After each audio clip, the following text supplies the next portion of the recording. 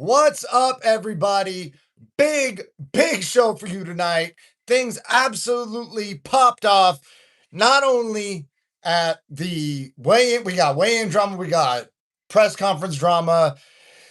Hokit got taken off stage, and Josh Hokit will be your next UFC champion.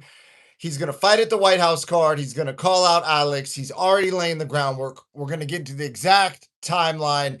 And if you're thinking about Tom Aspinall, we're going to get into exactly why Tom Aspinall is cooked. We're going to get into it all. Sean Strickland has called out Hokit and says that Hokit goes too far. Hamzat says Strickland goes too far. Hamzat kicks Strickland in the nuts. It's so much stuff's popping off right now. We're going to get into it all. I have a theory that is going to explain exactly what's going to happen with the UFC heavyweight division involving Hokit, Alex Pereira, Cyril Gahn, and Tom Aspinall. We got Felony Charles Bennett, who just joined the chat. Shout out to Felony Charles Bennett, MMA legend, man. We were talking about you today. Some people over here are big Charles, are big Felony Charles Bennett fans. And, some people don't know this. Felony is called moderator extraordinaire. He's the mod on the chat. Let me adjust this lighting, see if I can make myself look. It's hard to look flyer than I do naturally, but maybe that's it. Is that the play, guys? Is that the play? Is the lighting better now? Okay, and guess what? I wrote some old school notes on the back of this paper, right? So we got a little coffee stain on that joint, but it's okay because it's going to get the job done. Usually I have digital notes off to the side because there's some topics I want to cover and sometimes I forget. But anyways, my name is King David MMA. I'm a professional MMA champion, even though my belt is not here with me, which I usually point to, or my Brazilian Jiu-Jitsu black belt. And I also coach at Extreme Couture. Who's that in the chat? Oh, shit, my guy. Chris Ruffin hopped in the chat. He's got a big fight tomorrow. He's going to bounce a dude's head off the canvas out here. And this is the power of technology, man. He's over here in the bed. He just weighed in. He's recovering. He's recharging. He's rejuvenating. And he hopped in the chat. So you guys are in the chat with the real ones. That's why we got the real one tees. Drop it on the site. I'm going to put a link in the description after the live is done. All right, guys. So if you're a real one, subscribe and turn on notifications. And if you're not a real one, we don't want you anyway. Okay? I want an army of real ones. I don't want any busters or beanie heads or freaking, blow up dolls or bobbleheads. None of that. Real ones only, guys. All right. So let's get right into it. And, man, I don't want to walk over there and get it. I've got a Fight Circus rash guard I was going to show off. Make sure you follow Fight Circus on Instagram, guys, and send your coach to Studio Million. So Josh Hokit has just officially created a path for himself to become the UFC heavyweight champion within 2 fights, guys. He did exactly what I said he was going to do on a previous live because Brendan Schaub said Hokit needs a few more fights, 2 or 3 more fights. I said, dude, listen, he's going to fight once more, and then Hokit's fighting for the belt. Here's exactly what's going to happen. I laid this out, and we're going to go over it again, and there's some updates to it. Plus, Strickland has said Hokit goes too far, which is crazy because Strickland goes further than anybody. What's up? I just watched last video with you in it. You watch whose video with me in it? Who? Man, let me figure out how to work this fucking chat, guys. Dude, I just watched John Bravo. Oh, shout out to John Bravo. Yeah, man. I punked a PDFer. He had an MMA fight and I unintentionally went viral for it. So, yeah, shout out to everybody who's coming from John Bravo's channel. Shout out to everybody who's coming from Jesse on Fire's channel. Shout out to everybody who's coming from Daddy Wells' channel. Shout out to everybody who's coming from Justin Jane's channel, 10-7 Podcast. I was on the 10-7 Podcast. There's 2 different podcasts called 10-7. I was on both of them today at the same time. It was nuts. We had 10-7 squared. It was a whole thing.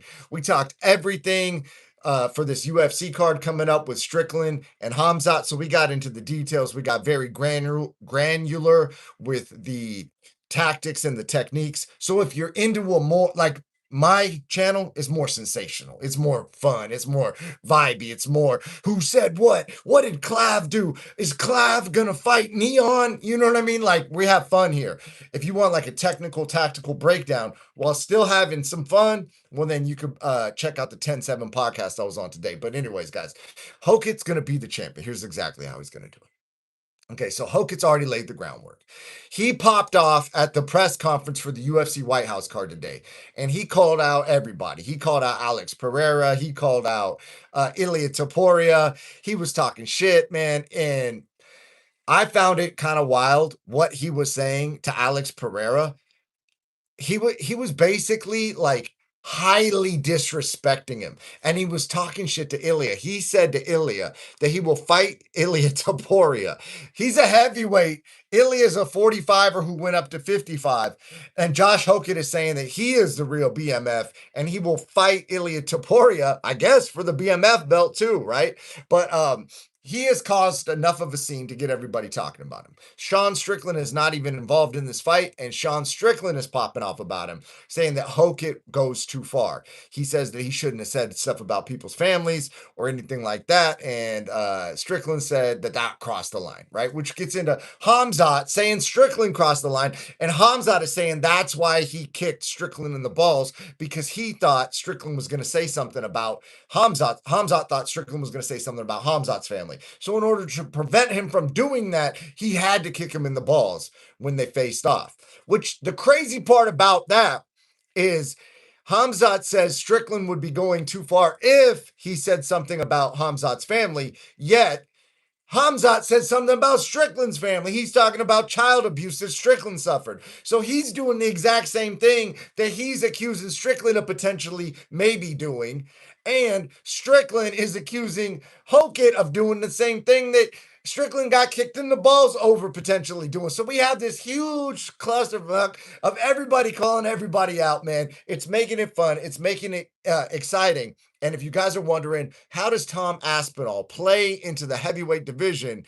He doesn't, guys. He's got Eddie Hearn managing him now, and which would be cool, which would be fine if there was no one else in the division. But everyone is picking Alex Pereira, who is a huge star, to beat Cyril Gane. Now, if Alex beats him and doesn't have anybody of name to fight, well, then they kind of need Tom Aspinall. But Eddie Hearn jumped in and says Tom Aspinall should hold out for more money. Well, guess what they do to guys that hold out for more money? They go, oh, watch this. You're stripped of the belt. We got these guys fighting for the belt. Then they're going to say Tom Aspinall doesn't want to fight. And so what Tom Aspinall is going to get accused of doing is pricing himself out of the market, because he's going to want to get paid what Eddie Hearn believes is a fair market value, a fair price to fight for the UFC heavyweight title and defend it, right?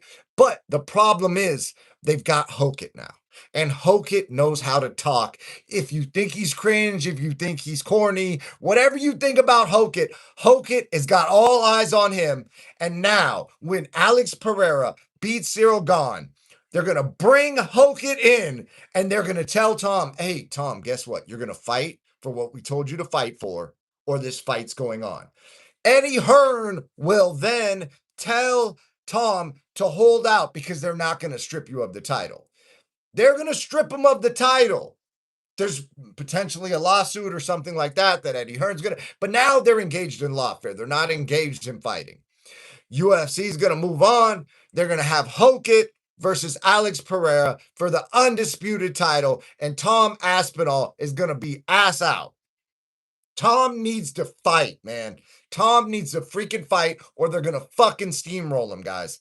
And so if you guys want to see the integrity of the sport maintained, unfortunately, he's not in a position to negotiate, because they've got a guy who can easily replace him in terms of star power. So now we've got the star of Alex Pereira, who has more star power than Tom Aspinall. And then they've got the guy Hokit, who can be the counterbalance to Alex Pereira's star power. And now they have a major, major fight. They're going to do major numbers.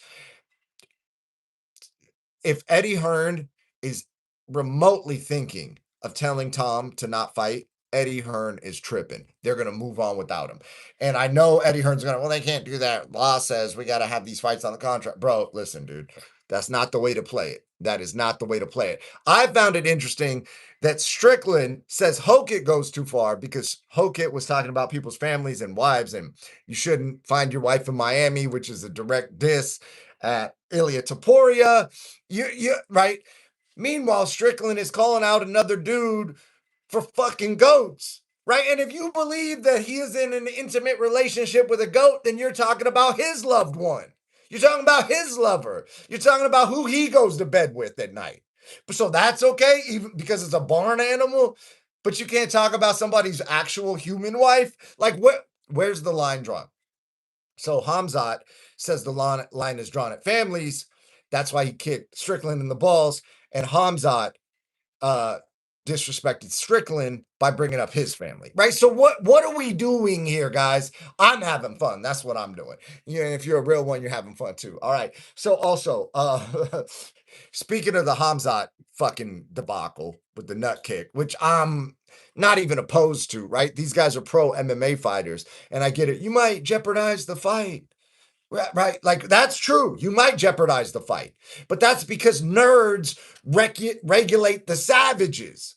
These nerdy government officials who got into political power by, you know what I mean, like playing the political game, and now they're regulating MMA, even though they've never done a martial art in their life. They've never been in a fist fight in their life, and now they're coming to look for fighter safety and all, which is probably, honestly, in a kind of way, if we had fighters overlooking fighter safety, it would be like, dude, let them run it, bro. Yeah, stomp them out on the concrete before the fight. Whatever, dude. It's a fight. So it pains me to say it, but maybe the nerds who care about safety have a valid point if they want to be in charge of fighter safety. But like, they're nerds, man. They don't know, right? We're willing to risk it. So I think the fact that Strickland and Hamzat get in each other's faces and then animal instincts kick in, somebody gets a little kick to the shin or to the knee or to the dick or whatever, right? Like, it's not that big a deal. Nobody's injured. We live to fight another day. Everybody's hyped for the fight. And we're going in to the biggest fight of the year, Hamzat versus Strickland. But more drama, more problems, more complications. And I'm going to bring up another controversial name, guys. Some people love this guy. Some people hate this guy. It depends on who you voted for. It depends on what your religion is. Bryce Mitchell. Bryce Mitchell has interjected himself into the conversation. Bryce Mitchell says Hamzat missed weight. And a lot of people agree with Bryce Mitchell that Hamzat missed weight. The only people that I've seen online, and I didn't do a bunch of research, I just looked at the interwebs real quickly before I hopped on here. The people that I saw defending Hamzat just happened to be, the only people happen to be of the same religion of Hamzat. Everybody else who's from various different religions and different ethnic backgrounds, all are like, dude, that was a suspect ass weigh-in. And as someone who is cornering a fellow fighter who just weighed in today, they literally told us, do not flex your muscles on the scale. Do not move on the scale. Do not do anything on the scale, because the scale will not settle on a number until you are still. My teammate, Chris Ruffin, he weighed in, and they did not say his weight because he was like kind of like adjusting like this, and they would not say his weight until he stood perfectly still. They counted to like 3 or whatever. The scale adjusted, and then they said his weight. And if you go watch Hamzat's weigh-in, it's absolutely fucking different than that. He steps on the scale, it teeters. All of a sudden they say 185. He flexes, it's still teetering. He gets off the scale. No one knows what he actually weighed. Like, if we took that weigh-in video to a panel of scientists, like not MMA related, nothing, just like dudes that weigh shit professionally for a living, like people that build scales, people that weigh things, whatever. No one on planet Earth would say that they can give a reasonable, concrete answer as to what Hamzat actually weighed in that video. No one would bet their professional reputation. No one would bet their career on it. No one would bet their paycheck on it. None of that. And you're going to say to yourself, man, King David, what are you talking about? The official just put his reputation in. No, he didn't. He actually didn't, because there's no repercussions for any of these commissioners. They get to do whatever they want. No one can regulate them. And if you object as a fighter, they just go, oh, well, yeah, we never challenge anything ever. So we trust our officials, and we're the people that hired them, and there's no third party, and nobody can do anything. So nothing will happen from this. No one will review the tape. There's no third party. There's no supervisor. There's no person in charge of internal affairs at the commission that regulates what the commissioners do to keep it all above board. No, you just got a dude. Oh, he stood on the scale. It's going up and down. Oh, we'll just say 185. He gets off the scale. No big deal. They can't look into it. They can't look into that. He's going to start drinking water and Pedialyte and electrolytes or whatever his preferred method of rehydration is. Now he can't weigh in again because he's already started drinking water. There's nothing to do, right? So, but the good news is this: Strickland's still fighting for the belt, because if Hamzat would have missed weight, that could have put the belt in jeopardy potentially. Now, some people will say that fighters can fight for a belt if they win, but the other person will vacate the belt. Like, that's not going to happen, right? So the fight would have been a non-title fight, and then Strickland would have got screwed because, as you know, I'm picking Strickland to win.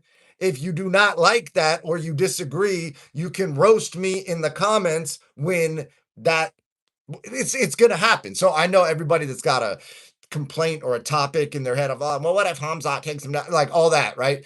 Like, you guys are going to be really quiet in a minute.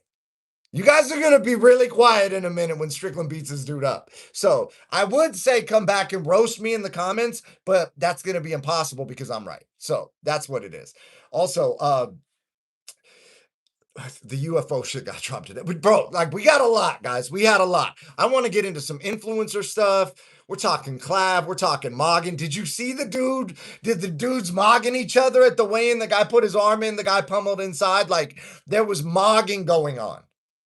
Like that brought me so much joy to see that. I'd like to see Clav's reaction to the mogging that happened at the weigh-ins.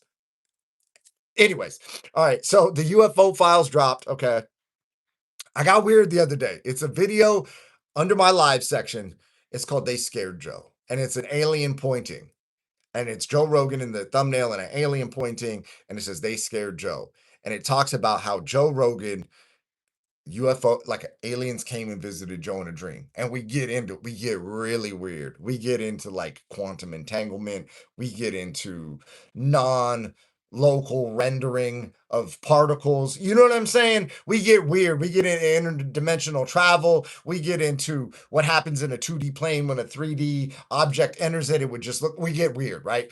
And so that video was all about UFOs, was all about UAPs, was all about interdimensional beings, was all about non-local particles, about waves, about, is it a particle or is it a wave? It only happens to be one or the other depending on if it's being observed or not. Can we have a quantum entanglement and we observe one particle and then it retroactively goes back to the particle it's entangled with? Like, we got weird in the video, guys. We got spiritual, we got spooky, we got everything. So if you guys are into this UFO shit, we're going to get into that right now, but make sure you watch the They Scared Joe video, because that's my weirdest video I've done yet. Okay, so watch, if you're into this weird shit, you like that. And then also, the UFO files dropped today, the first version. Now, was there some interesting videos in there? Yeah, there was the one that looked like kind of like a crown, and then it was spinning around, and like that video was interesting. Some of the other stuff was interesting with objects moving kind of quickly. Some of the pictures were kind of cool.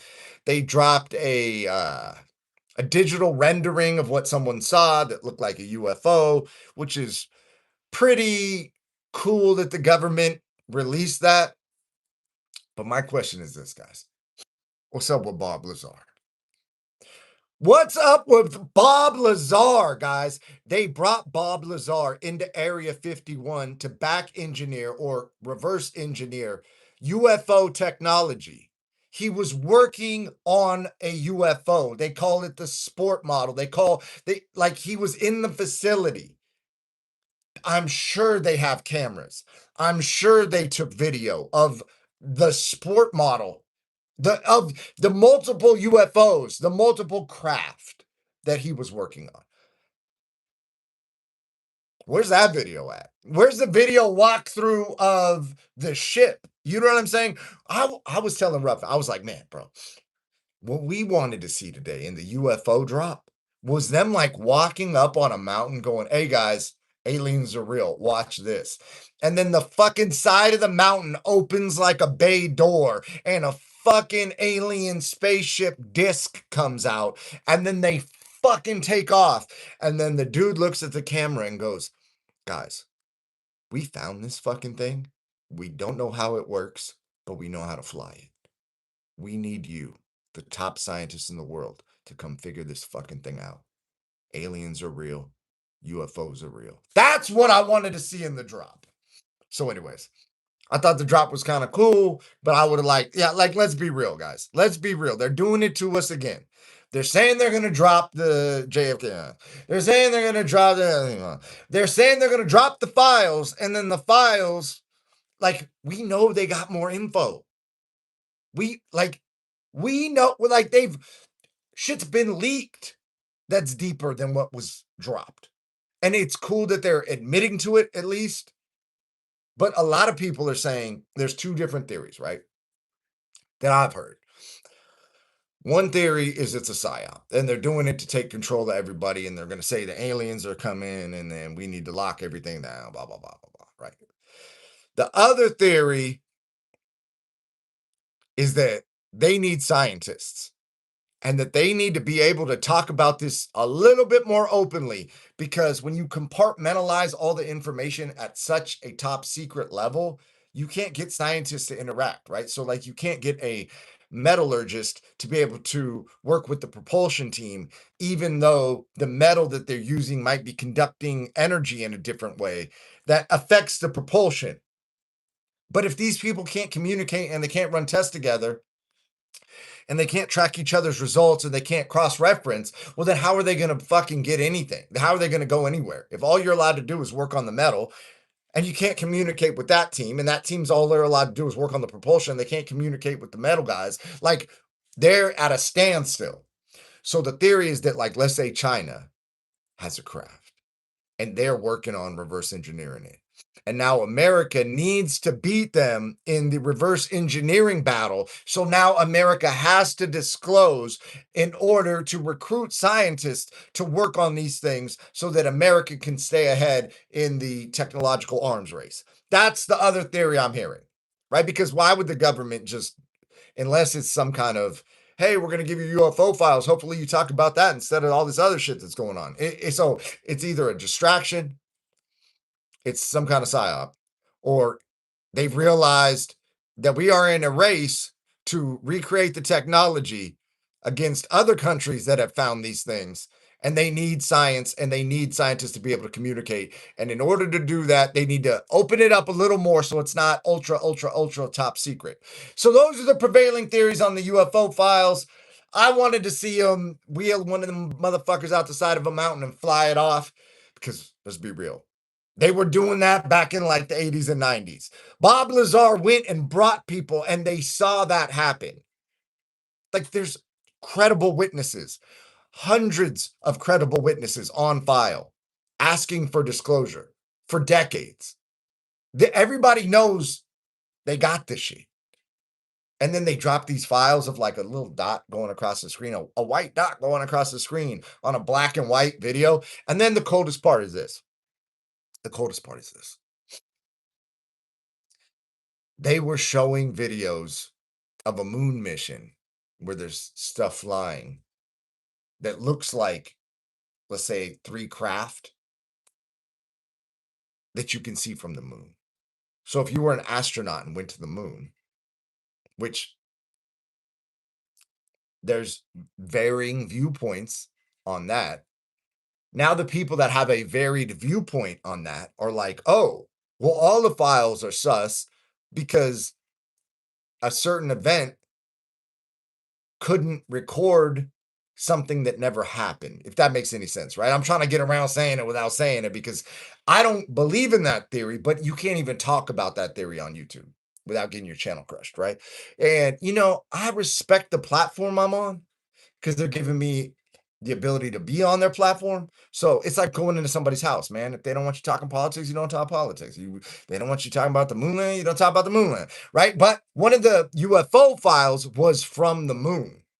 And there's what appears to be 3 craft like flying around the moon while the astronauts are looking like, whoa, bro, what the fuck is that?